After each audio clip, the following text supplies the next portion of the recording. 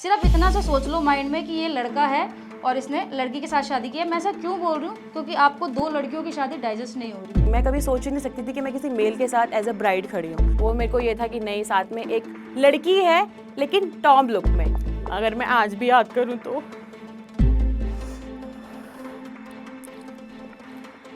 एक लड़की आई जहाँ से मुझे अपने बारे में ये पता चला कि मुझे लड़कियाँ पसंद है। मैं रिलेशन को लेके तो चल रही हूँ, लेकिन मैं ऐसा चल रही हूँ कि मैं अपना करियर ही खो रही हूँ।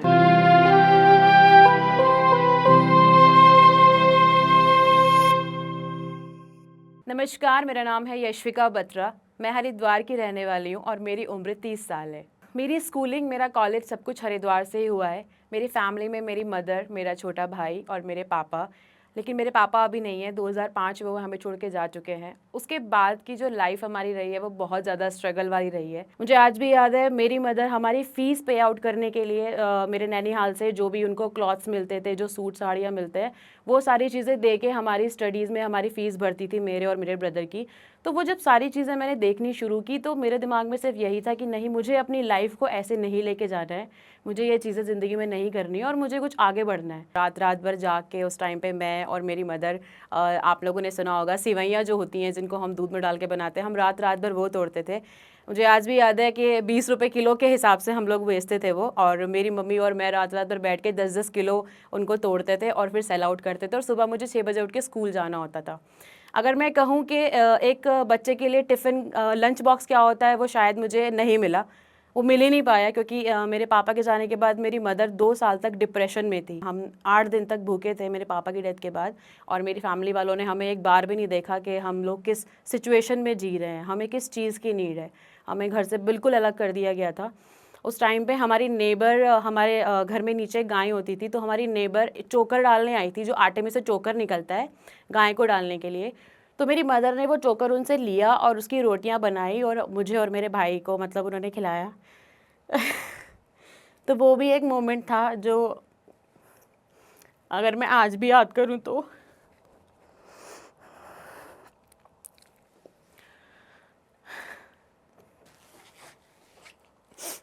आज भी जब मैं वो मोमेंट्स याद करती हूँ तो बहुत दिल को चोट भी पहुँचती है, लेकिन अच्छा भी लगता है कि ठीक है, वहाँ से अगर वो चीज़ें इतनी वीक नहीं होती तो मैं शायद इतना स्ट्रॉन्ग बन के आज यहाँ पे खड़ी नहीं होती। जो बेटी होती है फैमिली में, तो घर वालों को बहुत ज़्यादा चिंता सताने लगती है कि शादी करनी है, पढ़ा लिखा के क्या करना है ज़्यादा, क्योंकि अगले घर जाके तो घर में रोटियाँ ही बनानी है, चूल्हा चौका ही संभालना है और पति की सेवा करनी है। तो बेसिकली यही एक थॉट प्रोसेस मेरी फैमिली में भी थी, और मेरे पापा के जाने के बाद ये चीज़ें और ज़्यादा बढ़ने लगी। 2007 में जब मैं 10th स्टैंडर्ड में थी, तो मैंने अपनी मम्मी से एक चीज़ बोली कि मुझे आगे पढ़ना है, मुझे अभी शादी नहीं करनी है, करियर में कुछ करना है, उसके बाद ही मैं सोचूंगी मुझे शादी करनी है या नहीं करनी। मेरी मदर ने मुझे बहुत सपोर्ट किया, बहुत ही ज़्यादा।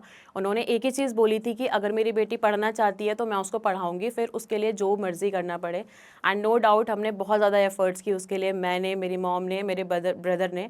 उसके बाद हमने मंदिरों में जो रुई की बत्तियाँ जो बनती हैं वो हम तीनों बेचते थे बना के, और डोर टू डोर जाते थे या फिर शॉप टू शॉप जाते थे। तो वो इस तरीके से हमारी लाइफ चली। अगर मैं 12th की बात करूँ कि मेरा कभी भी ऐसे इंटरेस्ट लड़कों की तरफ नहीं जा रहा था, मैं अपनी आइडेंटिटी के बारे में सोच रही थी, क्योंकि नॉर्मली जब आप अपने फ्रेंड सर्कल में बैठे होते हो तो वो एक एज ऐसी होती है कि वहाँ पे लड़कियाँ, आपकी जो दोस्त होती है, वो आपस में बातें कर रहे होते हैं कि बॉयफ्रेंड को लेके कि मेरा बॉयफ्रेंड ये, या मैं अपने बॉयफ्रेंड से मिलने जा रही हूँ, या ऐसा कुछ।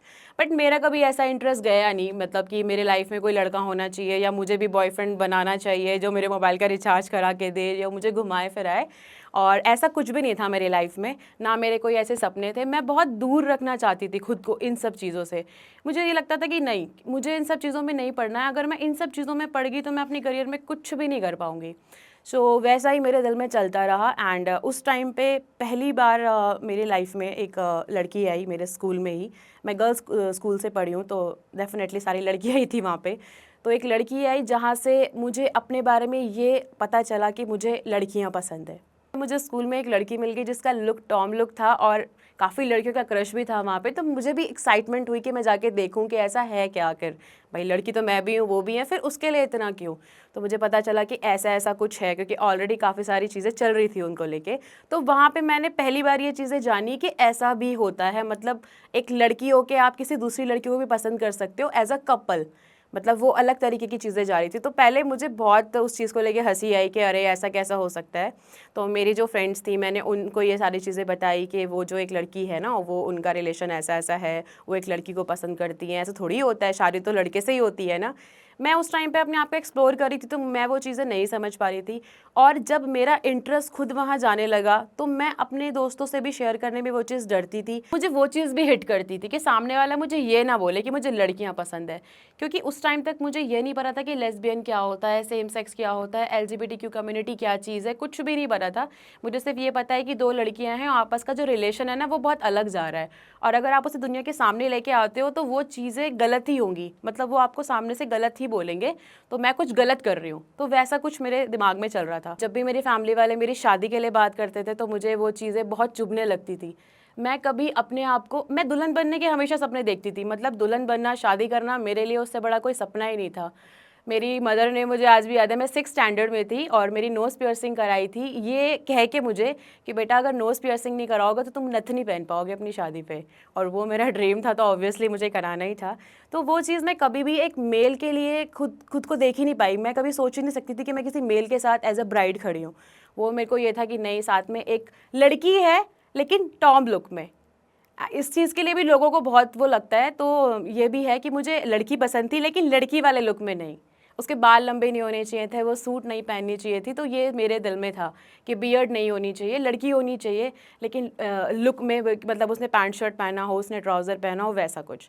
तो वो उस तरीके से मैंने अपने आप को रिसर्च करना शुरू किया, अपने बारे में जानना शुरू किया कि मेरा इंटरेस्ट क्या है, किस में है, और मैं क्या पसंद करती हूँ। मुझे डर था कि अगर मैंने इन लोगों को ऐसा कुछ बताया कि भाई मेरी लाइफ में कोई लड़की है या मेरा इंटरेस्ट ऐसा जा रहा है, तो मे बी वो मेरे साथ फ्रेंडशिप तोड़ दे, मे बी उनको लगे कि ये बीमार है या इसको कोई प्रॉब्लम है या हमें इससे दूर रहना चाहिए। मैं खुद ही उस कश्मकश में चल रही थी।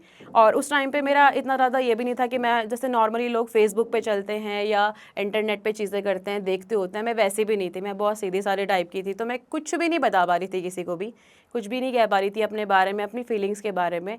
सिर्फ खुद को खुद ही जज कर रही थी कि क्या मैं सही कर रही हूँ, क्या ये सब कुछ सही है।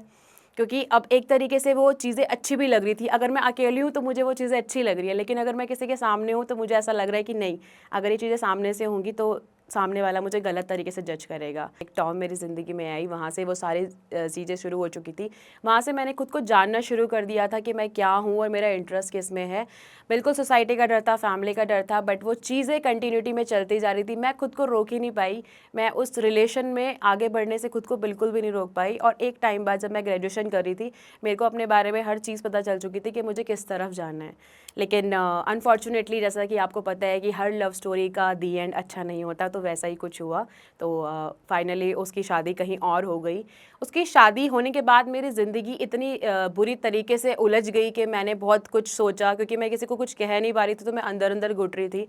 मैंने बहुत सारी कोशिशें की, मैंने सुसाइड करने की भी कोशिश की, लेकिन मैं अपनी माँ की तरफ देख के, अपने पापा का सोच के मैं वो चीज़ें नहीं कर पाई, क्योंकि मुझे ये था कि अगर मैं ये चीज़ें कर लूँगी तो उसके बाद उनका क्या, मैं इतना सेल्फिश नहीं हो सकती। तो मैंने वहाँ से वो चीज़ें की और मैंने 6 महीने का टाइम खुद को दिया, खुद को चेंज करने के लिए। तो वो चेंज का प्रोसेस कुछ ऐसा चला कि वो, मैं बहुत सीधी सादी टाइप की थी, मैं कभी किसी मेल से बात नहीं करती थी, मेरे दोस्त नहीं थे, लड़के कभी मेरे दोस्त नहीं बन पाए, क्योंकि लाइफ में बहुत सारी रिस्ट्रिक्शंस भी रखी गई थी। जब आप एक रिलेशन में होते हो तो बहुत कुछ होता है, और मुझे ऐसा लगता है जब एक रिलेशन में आप हो तो आपको किसी थर्ड पर्सन की नीड ही नहीं होती, तो वो चीज़ें भी थी। तो उसके बाद 6 महीने जो मैंने खुद को दिए, मैंने खुद को बहुत ज़्यादा चेंज किया, मैंने खुद का ड्रेसिंग सेंस चेंज किया, खुद के तरीके चेंज किए, मैंने बाहर निकलना शुरू किया, मैंने घूमना शुरू किया, मैंने दोस्त बनाए। मतलब जो चीज़ें मैं कभी सोच भी नहीं सकती थी कि मैं करूँगी, वो सारी चीज़ें मैंने की खुद को चेंज करने के लिए, क्योंकि मुझे आगे बढ़ना था, मुझे उन चीज़ों से निकलना था।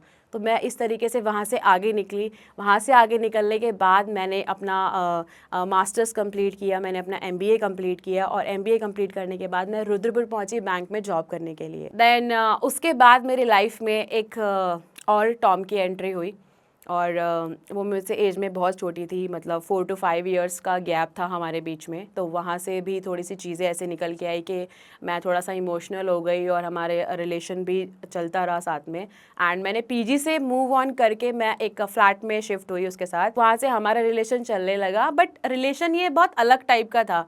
मैंने अपनी स्टोरी में ये चीज़ें भी देखी कि जो भी मेरी लाइफ में आ रहा है ना, बहुत अलग अलग तरीके के एक्सपीरियंस है। कोई मेच्योर है तो कोई बिल्कुल ही चाइल्डिश वाली चीज़ें हैं। तो यहाँ पे जो वो 4 साल 5 साल का एक गैप था वो मेरे ऊपर थोड़ा सा भारी पड़ा। मैं वहाँ पे गर्लफ्रेंड ना होके माँ ज़्यादा बन गई। 6 महीने हम साथ में रहे और उसको भी शायद मेरे साथ ऐसा लगा कि वो स्टक हो गई है, उसको भी चीज़ें ऐसे लगने लगी क्योंकि बचपना बहुत ज़्यादा था, वो मेच्योरिटी थी नहीं। और मैं एक मेच्योर एंगल से चीज़ों को देख रही थी कि एक्चुअली मैंने हमेशा अपने रिलेशन में ये सोचा है कि जो अब पर्सन आया है ना, ये लास्ट है और एंड तक यही रहेगा। लेकिन अनफॉर्चुनेटली चीज़ें ऐसी होती नहीं है, तो कुछ ना कुछ चेंजेस आते रहते हैं, मन बदलता रहता है और एट दी एंड आपकी डेस्टिनी में जो होता है मिलता वही है। तो मैं भी इस चीज़ में बिलीव करती हूँ। तो ऐसा ही कुछ हुआ। 6 महीने के बाद उसको ऐसा लगा कि वो स्टक हो रही है, उसको अपनी फैमिली की याद आ रही है, उसको जाना है। हालांकि मैंने कभी कोई बाउंडेशंस क्रिएट नहीं की थी किसी भी चीज़ के लिए, क्योंकि मेरा मानना ऐसा है कि आप ज़बरदस्ती से किसी भी रिश्ते में किसी को नहीं बांध सकते हो, ना वो रिश्ता चल सकता है। तो मैंने हंसते हंसते जाने दिया। जो मेरे मैनेजर थे जिनके अंडर में उस टाइम में थी बैंक में, वो मेरी लाइफ को काफ़ी क्लोजली देखते थे। जो भी मैं डीपीज़ लगा रही हूँ, स्टेटस लगा रही हूँ, वो काफ़ी क्लोजली उस चीज़ को देखते थे। बट हमारा रिलेशन ऐसा था कि वो डायरेक्टली कभी कुछ बोल नहीं सकते मेरे को। उन्होंने एक बार मुझे कॉल किया, मेरी जो सेकंड पार्टनर थी उसके जाने के बाद, कि जब भी आपकी लाइफ, जब भी आप दोस्तों के बीच में पढ़ते हो ना, तभी आपके काम पे ना बहुत डिस्टर्बेंस चलता है, लेकिन जब आप फ्रीली काम करते हो ना, तो बिल्कुल आप टॉप पे होते हो। तो इनडायरेक्टली उन्होंने वो चीज़ मुझे कन्वे की, क्योंकि डायरेक्टली वो चीज़ बोल नहीं सकते थे क्योंकि पता उनको सब कुछ था। क्योंकि मैं अपनी लाइफ को ना इनडायरेक्टली अनहाइड रखती थी, मैं हाइड नहीं रखती थी कभी भी। तो वैसा ही मैंने किया और मैंने उनकी बात पे गौर किया कि ये मुझे क्या समझाना चाह रहे हैं, कि मैं रिलेशन को लेके तो चल रही हूँ, लेकिन मैं ऐसा चल रही हूँ कि मैं अपना करियर ही खो रही हूँ मैं उस चीज़ को लेके।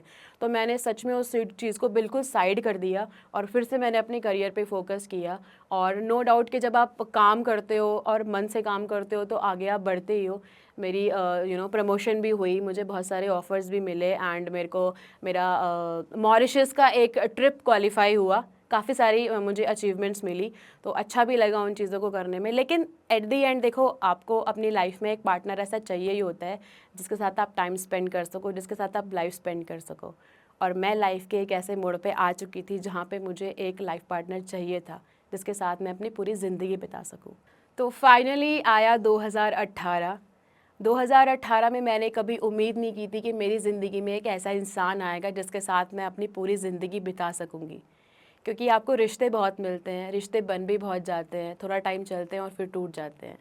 तो मेरी ज़िंदगी में फाइनली एक ऐसा शख्स आया जिसके साथ मैं अपनी ज़िंदगी का वो रिश्ता निभा सकती थी। तो 2018 में एंट्री हुई पायल बत्रा की।